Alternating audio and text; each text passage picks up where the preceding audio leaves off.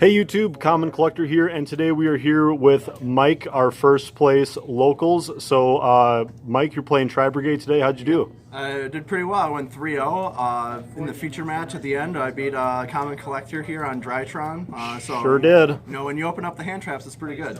Yep. Okay, so basic synopsis of the deck is it's pure build, and anything else about the deck? No, not really. It's more of the hand trap kind of build. It does play a couple of the trap cards in it, but it's more focused on trying to keep resources in hand and kind of just play like a mid-range type of game. Okay, well, let's just get right on into it. All right, so scoot those over to the side. So the first cards, we have 3 copies of Rescue Cat. This card's insane, which is like why the pure build I think works. You're just able to get so much advantage. Plus, with the hand traps that I do play, setting this and then getting ashed can be hurtful. But I have one hand trap that plays around it that you'll see in a bit. That just if you play it after the Rescue Cat, you just win the game. So, I should keep those there. And then for the other 3, I have 3 copies of Tri-Brigade Fractal. So this is standard. It lets you foolish. One from the graveyard by sending itself from the hand to the graveyard as cost. It's super good. It gets everything online. And then we have 3 kit just for more foolish burials. It's mainly for the monsters. I don't play the spell. And then we also have 3 of the Tri-Brigade Nerval. This is just lets you add stuff to the hand while fueling your graveyard. It's super good. All the names are good. And then I played 2 Karos. This is the only one I play at 2, just because it doesn't do anything by itself. You need another Tri-Brigade to kind of play along with it. But it's also an extender as well for the deck. That's why it's good, and that's why I play it at 2. But I wouldn't necessarily run it at 3 unless you can move a couple cards around. And I've liked it at 2. I've never needed more. Sometimes, like maybe in like fringe cases, I would, but. Okay. Yep. I think 2 is good. Makes sense. Yep. And then for hand traps, I play 3 Ash. Ash is just the super generic one. It's good for pretty much every deck. It's in every deck profile because it's Ash. It's pretty good. Yep. And then I play 3 DD Crow. So this used to be Ghost Spell. And I think Ghost Spell still is very good. It's very good this format. But I like DD Crow just because it is a tri-type. Which helps you fuel your graveyard more. Plus, you can use it against Drytron to just get rid of the Ben 10, which is usually the problem card, and then get rid of all the other names if you need to. Yep. Yeah. Super good. Yeah, it's super good. And then I do play the 3 Gamma and the 1 Driver. So this is the hand trap that I was talking about with Rescue Cat. So you can go Rescue Cat, effect, send itself for cost. They Ash, you Gamma, you win the game. Oh, wow. You negate the Gamma, or you negate the Ash, and then you just rip another card out of their hand, and you still have full combo with your Tri-Brigades because you get Kit Karos, and you keep going on. It's super good. I would recommend playing this. I know some people don't like the Driver, but like. You don't really care, I guess, in this deck. You can always just send it back with your Farragut. You can send it back with your Bear Brums. And with Prosperity, this deck is crazy as well. So that's it for the monsters. For the spells, I do play the 3 Tenki, which is standard. You like to play 6 copies of Fractal, you know. It's pretty good. Nothing really to say about this. And then I do play the 3 Prosperity. I see people either playing Prosperity or Desires. I don't like Desires because you want to keep all the resources in your deck, whereas your extra deck is more, you can play around a lot more cards, especially with the text that I have in there. You just banish 6 every time. You don't really care. You're just trying to find the card. Plus, it's also hand trap bait if you do have the Gamma in hand. And that's it for the spell. So only a very small spell lineup. And then for the traps, you play 3 Tri-Brigade Revolt, the Soul Charge, and a trap card. This card is stupid. Yep. It just lets you get so much advantage. Yes, you only end on the Shrike, but who cares? Like the strike is the banish. Yes, it's your interruption, but you also get an add off of it with the Nerval. You get a send with the kit. You fuel your graveyard so much, you get another play on your turn. Plus, you interrupt your opponent. This card just makes the deck tick, really. And then I do play the Infinite Impermanence. Infinite Impermanence is, I think, pretty good still this format. I know a lot of people are playing Effect Veiler, especially like your Sky Striker players. But I like Infib because Infib just does hurt a lot of the rogue decks. Plus it does kind of hit the mirror, which the mirror can be hard for this deck sometimes if you don't go first and you don't set up like pretty good. So it's just a versatile hand trap that you can play, making it 12 hand traps. 12 hand traps is a good number right now. Lot of room for hand traps. Yeah, a lot of room for hand traps. And then I play 3 Solemn Strike. Solemn Strike's super good, just to stop your opponent from doing anything. It also stops you if you set Strike Revolt. It stops your opponent from activating Bell on your Revolt, so you can guarantee that card goes through, which you do need at most times. If your Revolt goes through, you're most likely winning the game. If not, continuing to play on your next turn. Okay. And then what's the spice? What's your last card? The last card, the one tech card, is the Imperial Order. This card should not exist. It is insane just to be able to turn off spell cards, which in this deck, you only play 6, so you don't really care that you turned off your spell cards. All you got to get is your monsters going, and then you can set a couple back row as trap cards, and you're just good to go. Awesome. Okay, so you want to get into the extra? You got a side for us too? Let's go to the extra deck first. Okay. So that's 40 cards in total. Okay. Nice round 40. For the extra deck, so we have the 1 Omega. This is the card that just lets you rip cards out of people's hands. It's super nice.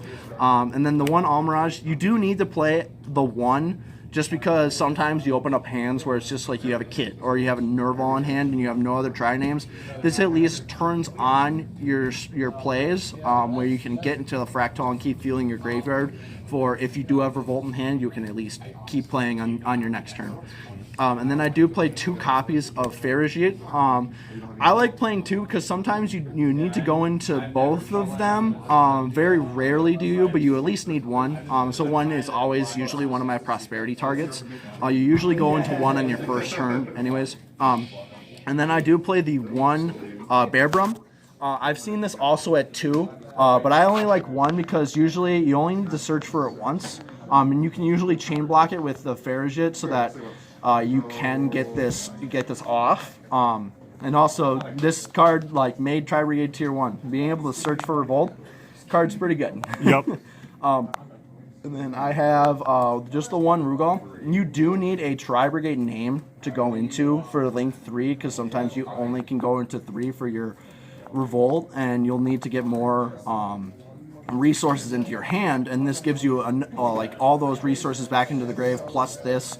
You don't get really interruption, but you get more longevity because you can get one back into your hand. You special it and then get one back into your hand after the plays, which helps you just keep grinding, and that's what this deck loves to do. Mm-hmm. And then I play 2 Shrike or Shureg. I only play 2. I've seen people play 3 if you're playing Prosperity, which I think is fine. You most definitely just have to play 2. You don't need more than 2. You definitely go into both. I go into both almost every game. But if you conserve the resources enough and you try to protect the second Shureg, you should be fine only on 2. So I don't think you'll need more than this. I think you should be fine there. And then for the other Link monsters, I have the 1 Ancient Warrior Oath double Dragon Lords. This card is super good just for your interruption going first. If you open up Tenki and you kind of have the nuts, you can end on Appaloosa this with Tenki, and then you can just send Tenki for its effect to get the bounce, which is really nice. And then I play the 1 Hvalstriger. This is your other DD Crow-like monster. It hurts Eldritch because you can just shuffle the Eldritch back when they try to activate their graveyard effect. You can shuffle back Bentens, you can shuffle back the Drytrunch, you can shuffle back the Misk. It's a really good card. I think you're the first person I've ever heard attempt to actually pronounce his name. That's very impressive. Yeah. Wow, good for you. I tried. I don't know if it's correct, but I tried. What a flex. Yeah. And then I played the 1 Appaloosa. This is usually the monster you end on going first. Appaloosa is crazy. Getting at least 2 negates. I usually try to end on 3, and you can usually get this underneath 5 summons, so you can't get Nibiru'd.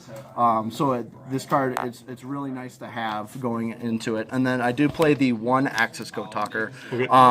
This card ends games super quick. It's very easy to end games in this deck because all you really need is 1 monster. If you have your graveyard full, you just normal summon a Tri-type, make a Link 3, go into this, and then if you have Shrike, that's 8,300 damage right there.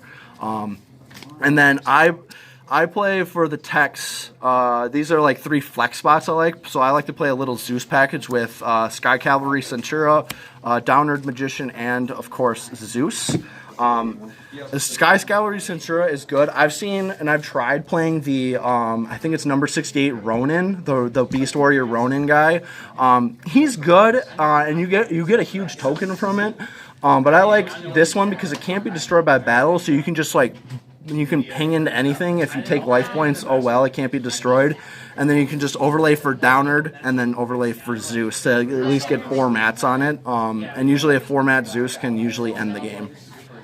And then for the side deck, I do have 3 copies of Nibiru, the Primal Being. This card's really good against any rogue deck, any combo deck, anything that doesn't end on a negate after 5 summons. This kind of just blows them out and gives you a turn to play, and that's usually all you need. And then I have 3 copies of Droll and Lockbird. This is, I've heard people call it, and I like that term. It's the circuit breaker of the format. If you're usually playing this in your side or main, there's something going on that's kind of crazy in the format. And Droll is a really good card right now with Sky Striker in the format, with Drytron specifically. But any deck that just keeps adding to its hand with Droll, you can just shut down their turn, and then you just go off, and that's all you need. And then for spells, I play 3 copies of Dark Ruler No More. This card is very good going second, especially against your build-a-board stuff. It's okay against Drytron, but they usually have Orange Light in hand anyway, so it doesn't really matter. Yeah. But it's a good stuff for like Dragoon, Turbo, or any build your board combos. You just shut off all their monsters and you just go to town trying to break it. And then for back row decks, I have 3 copies of Twin Twister and the 1 Harpy's Feather Duster. Don't need to explain a whole lot here. I went for Twin Twisters instead of Cosmic Cyclones in this deck specifically because of all of the graveyard effects of the Tri-Brigades. Is when you send to grave, it doesn't matter where you send it from. So you can just Twin Twister, send a Kit, or send a Nerval, and you can get more advantage off of that, plus getting rid of 2 problem cards. And then the last 2, I did play the 2 Anti-Spell Fragrance. This card is just good against a lot of the combo decks right now. Drytron, they need to be able to activate all their spells. Tri-Brigade you can play a spell-heavy lineup for Tri-Brigade. This kind of shuts that down. And then a lot of the other, like Dragon Link needs it. Sky Striker specifically needs a lot of it. Salad you can play, but you set the anti-spell, you can't Desires or anything like that. So I think like shotgunning this in standby phase is really good. Okay. Well, so that's going to do it for the deck profile. Any quick shout-outs? Shout out all the guys in Mankato. It's lovely playing here at Atlantis. Shout out Common Collector. Go check out the YouTube channel. I know you're already on it, but go check out his other videos. And maybe hit the subscribe button while you're there. Exactly. And hit the like button, too. It helps out a lot. So, but other than that, no, nothing else. Yeah, and a big shout out to Atlantis Hobby for just letting us play here today. It's really nice to just get back into locals. So thanks again, Mike, for doing this deck profile, and we'll catch you guys next time. Peace. Peace.